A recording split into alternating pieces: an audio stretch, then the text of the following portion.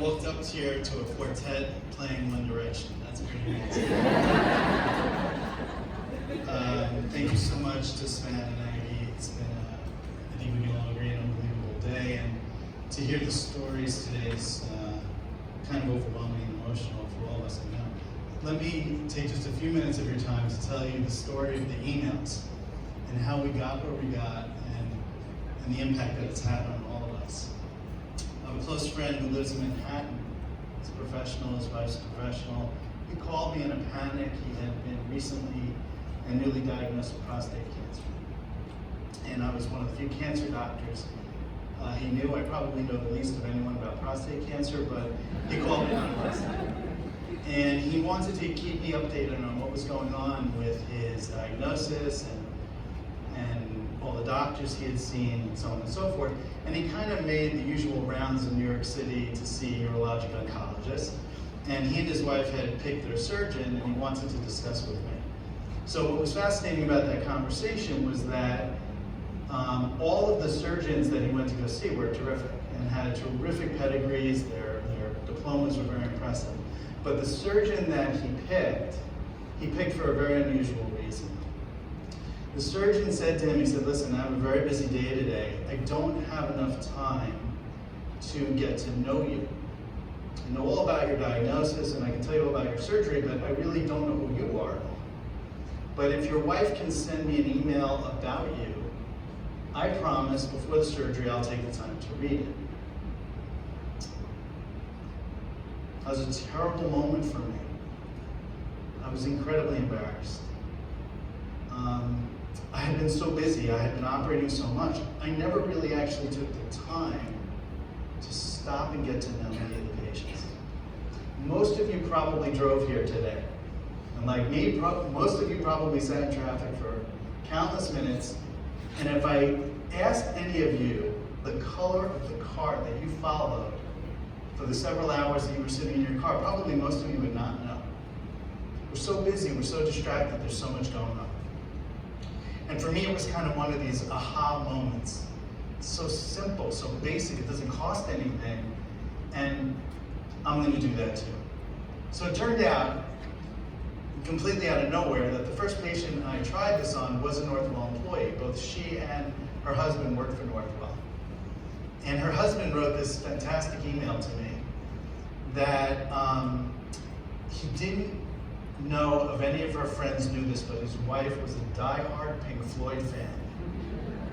She was kind of an in-the-closet Pink Floyd fan. Embarrassed to tell anyone that she loved them, but was obsessed with them. So in this kind of spontaneous moment, when she was going into the operating room, I had Comfortably Numb blasting in the operating room. It seemed apropos, if you know anything about the lyrics of that song, you're about to undergo anesthesia and the whole thing. She starts crying, I start crying. No one in the room kind of knows what's going on though. They can't, what's up? In my room, just it's Coldplay, Dave Matthews Band, and U2. It is never Pink Floyd, and it just caught everybody off guard. Okay. So by pure serendipity, it turned out that the next patient was from Amityville. She was a grandmother, and she was, for her entire life, an active participant in the choir in her church. And so I had blasting choir music in the operating room when she went in. Now my team's completely baffled. Why is Ben Schwartz, of all people, listening to choir music in the first place? And why is the patient crying? And why is he crying? And he never cries. So I explained to the team in the OR. I said, hey, look, this is the story. This is the emails. And my team, who are here with us today, we want to hear the emails. And that was kind of cool. We set up this thing where, as most of you work in operating rooms know, we have this surgical timeout where we take a pause. And at the end of the surgical timeout, a nurse, or if we have one of our medical students in the room, someone in the room is not scrubbed, takes a moment, we all pause for a moment, and the email is read out loud to everyone in the room. It was a total disaster. Why? The reason why it was a disaster was because the first few emails were, Dr. Schwartz, you're so wonderful, and I can't believe you do this, and you're so great. And the nurses in the room were like, yeah, the last thing this guy needs is to hear how terrific he is. And why do I have to be the one to read it to him? A disaster.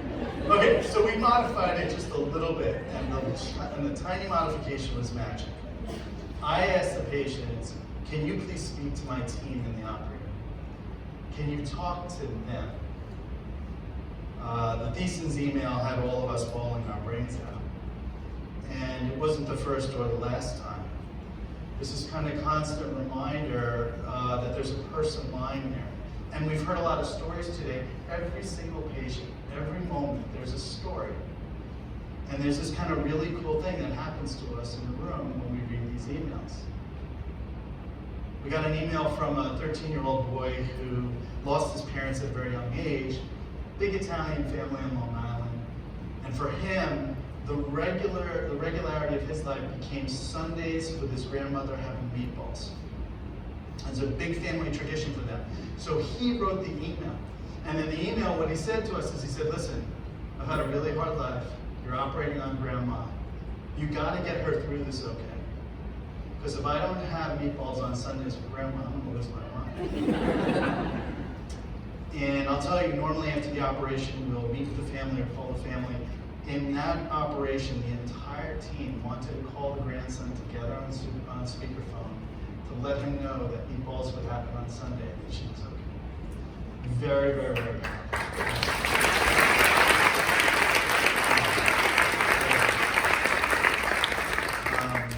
Not unlike Charles' email, we got an email once that was so moving. It was, for everyone in the room, for all of you, the surgical techs, the nurses, the anesthesia team, everyone, we know how many soccer games you've missed, how many nights you've been home late for dinner, all of the years of school that you had to go through to get to be in that room right now.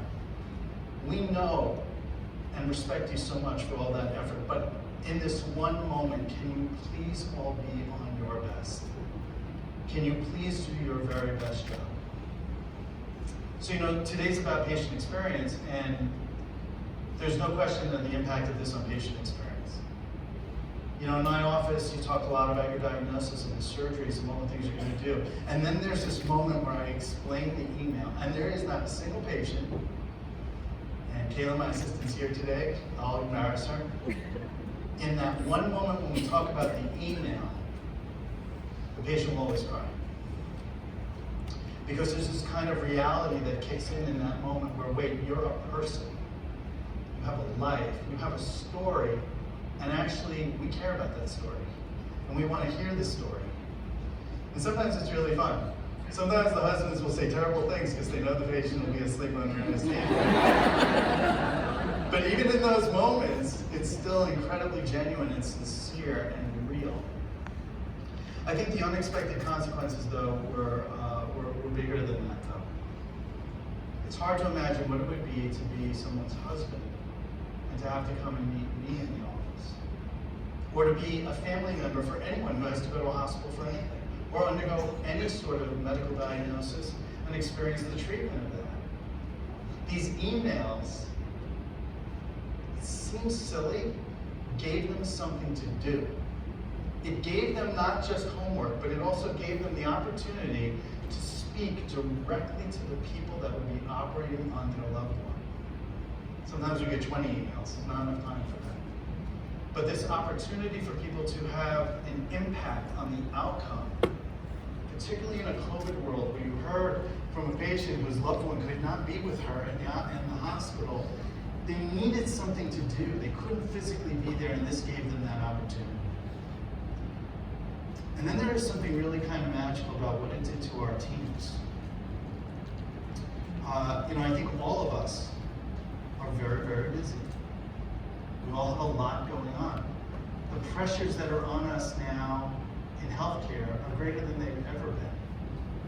And there's a lot of concerns that go through our minds every day when we're doing things, to the point that sometimes what can happen is we can become disconnected from what we're doing. We're going to work every day, and I don't want to say going through the motions because we all care, but there's something very magical about this time out that wakes everybody up to slightly higher level.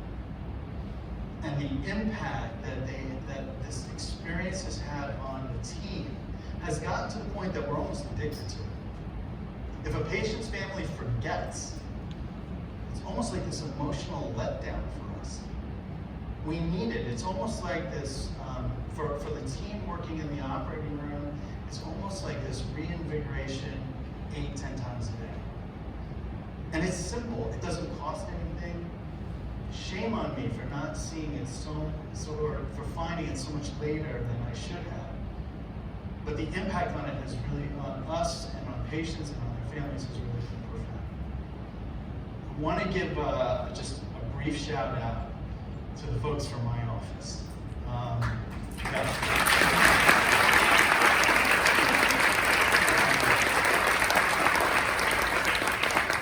I always say it's a hard space to work if you're a woman. And it's not a sexist remark, it's just I'll never get ovarian cancer. And sometimes the symptoms can be really vague, and our team kind of puts themselves aside to be there for the needs of our patients in a magical way. And we perceive ourselves as being part of a team. We perceive ourselves to being in a family unit as a part of the team. And I know I speak for my guys when I say that we're incredibly proud to be a part of Team Decent. Ladies and gentlemen, I am super proud to introduce you to the captains of Team Decent, Carol and Charles Listen.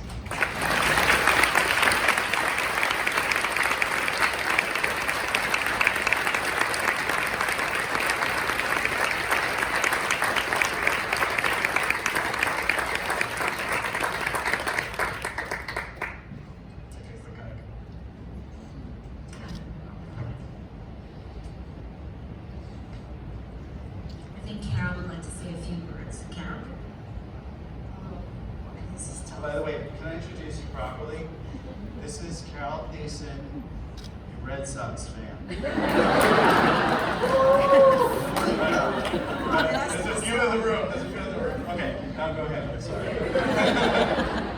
I just wanted to say that since we arrived, I've noticed the central theme in all the speakers, which are all unbelievable, is compassion. And you and your team have shown me nothing but compassion. So I want to say thank you. Thank you. Thank you for saving my life.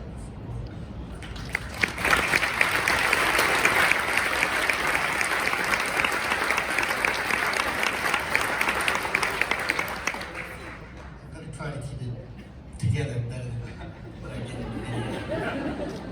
One thing I want to mention before I start is just how professional grade all of these presentations have been, how eloquent the speakers are, and the stories, especially from Sarah, how inspiring they are. So now I'm up here, and I think we need to lower our expectations.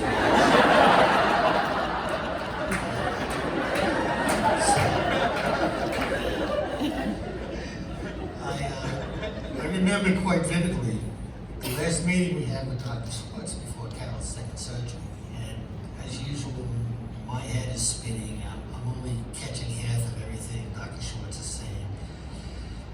And we're getting ready to leave, and he goes, oh, by the way, I'd like you to write a letter telling us something about Carol. And I'm okay. So I'm walking outside, and I go, wait, what? Dr. Schwartz just give me a homework assignment? Son of a, he did give me a homework assignment. So I thought about it for a few days, and you know, everybody in this room understands what it's like when you have a loved one who's been diagnosed with a disease. Many nights laying awake, 1, 2 in the morning, nothing to keep you company except, your worries and your concerns. And I thought, maybe for once in this whole process, maybe I can make a little bit of a difference by writing this letter if I can really come across with how much Carol means to me. So I started to write, and I'd like to tell you that it just flowed, but it didn't happen that way. I write 2 sentences and go, oh my God, I can't do this. And finally I'd finish a paragraph, I'd come back the next day and I go, oh, this is crap. I got to start all over again. So I finally did get it done, and I was able to send it off. And I don't know what impact it really had. I hope it did what Dr. Schwartz said. But I don't think what he realizes is what writing that letter did for me. It was a very cathartic experience, right? First of all, I was able to say things in that letter and share with people that I could probably never verbalize. Secondly, it gave me clarity of thought, and it made me remember exactly what it is about Carol that I love, who I married. And it's just, it was just an amazing experience, very difficult to do. I'm glad I did it. I'm here today because Dr. Schwartz is a person that I respect and have immense regard for. What he does and the way he goes about doing it is just incredible. He has a gift. He's very humble. I don't think he understands what he means to people. But he has meant everything to myself and my family. And I will say one thing about Dr. Schwartz's staff. They reflect Dr. Schwartz perfectly. They are all wonderful. They're all caring. Everybody listens to you. Everybody takes care of you. And his surgical team was wonderful as well. So if Dr. Schwartz had called me and asked me to come over and paint his house, I'd probably be there now on the ladders. So I just really want to thank you